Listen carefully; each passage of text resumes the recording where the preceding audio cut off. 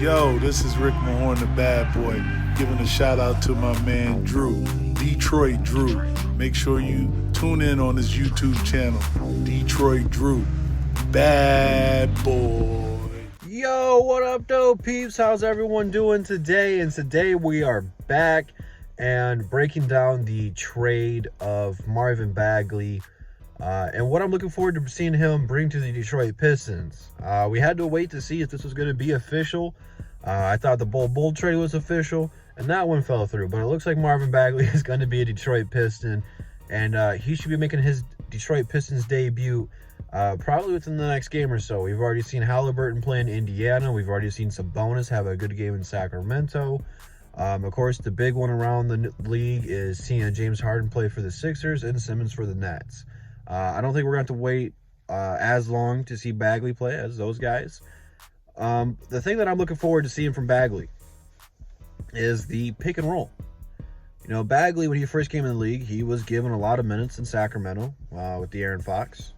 And he averaged 14 points, 7 boards, almost a block a game. That's kind of what I'm just expecting from him, is to get back to being that similar player. And one of his downfalls from Sacramento was not being utilized the right way to his abilities. This guy is a former first round pick. He was in the top 10. I want to say first overall pick because that's not true. But Cade needs someone like this. He needs a legit lob threat. He needs someone to operate in the pick and roll with him. Beef Stew is nice. I like Beef Stew. I like Kelly Olynyk. Only thing with Kelly Olynyk is there's no D in his name. He doesn't play any defense. Beef Stew is just undersized. He's not really an above the rim player. Bagley can, just finish above people. Rather, if it's a little post hook, finishing through contact, or if he gets open space, he's going to dunk it every time. And that's something that is very undervalued in the league, is legit having big men who are big men. He does shoot about 2 to 3 threes a game. He hits 0.6, so he's only like a 30% three-point shooter. But it's not like he's chucking them up. Here in Detroit, 1 or 2 a game. He doesn't even need to shoot them every single game. He doesn't get most of his looks down low. Rather, if it's off of offensive rebounds, a putback, a lob, just a straight-up pass, or running the floor. You see, the thing that's going to be separated is Cade and Killian are both pass-first point guards. Or should I say Cade looks to start the game passing first. When he needs to score, he'll turn it up and he'll take over a game. But I would imagine to get him accumulated with what we're trying to do here, the Pistons are probably going to start him off the bench, knowing Casey, which is fine. He's got to prove himself to be better than Kelly Olynyk and Beef Stew. You don't just want to throw him in there just because he's not that guy. It'd be different if he was like Embiid. Then you'd be like, all right, you got to start him. But I would imagine they're probably going to make him earn his minutes in his starting spot. But I don't think it's going to take too long for him to be inserted in the starting 5. He's better than Beef Stew. He's a better defender than Kelly Olynyk. I think it's just going to be a matter of time. But he's going to be playing with probably Killian a lot. And Killian's going to give him a lot of oops, a lot of good passes. But the money shows him and Cade. Cade's the future of this team, the franchise player, future star in the making. How are they going to fit?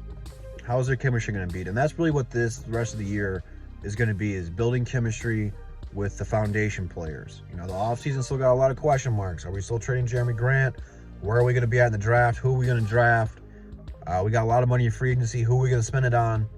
So it's very important for Bagley to come in here and contribute, to show Troy Weaver, to show Casey and the rest of the teammates, like, hey, I want to be here. He wanted to be here, which is very, very encouraging that young guys want to come to Detroit. Say what you will about Casey. I'm not the biggest fan. But he has helped turn some of these guys who have been given up on a second opportunity. He did it with Christian Wood. Christian Wood got the bag, went to Houston. He had a great year with Detroit, especially after we traded Drummond. So we bring in Jeremy Grant. He was just the second option at best on other teams. Back in the first option, gave him the bag. And he's got a lot of interest from teams around the league. It's going to be very interesting to see if we can do something similar with Bagley. of giving him a second chance. Maybe not to the extent of what Christian Wood was doing. Definitely not to the extent of what Jeremy Grant was doing when he first came in. Jeremy Grant was a fan favorite, dropping 30 every night, for the most part. But just coming in and just giving us some energy and some new life in this team, because it's pretty stale right now.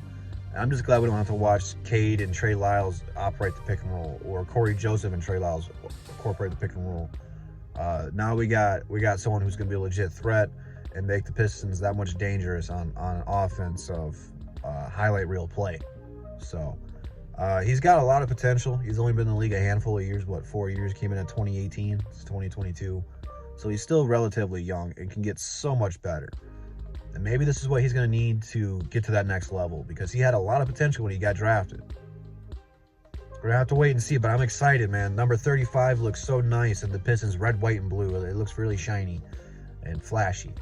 But we know at the end of the day, that's not what we want from our players. We don't want the flash. We don't want the style. We want to bust the other team's ass and embarrass them and dominate them. This is something that he's gonna have to realize and buy into the Detroit culture. Actually, I think he's gonna be a fan favorite. I think he's gonna buy in right away. He's gonna play well right away, and he's gonna be a big part of this team moving forward in the next couple of years or so. But let me know what you guys think about Bagley's trade. What are you guys expecting from Bagley? How do you think he's gonna fit with the team? And do you think that this is something the Pistons are looking at long term of bringing him back? I'm pretty sure, depending on how he plays, he's a restricted free agent. I think that was the kick in his contract. So if that is true, if he does become a restricted free agent, that means the Pistons can match any offer on him or just let him go if they wanted to. So all in all, the Pistons didn't have to give up much to get him. It's a high reward, low risk kind of a trade. I'm excited for him. I can't wait to see him come on the court.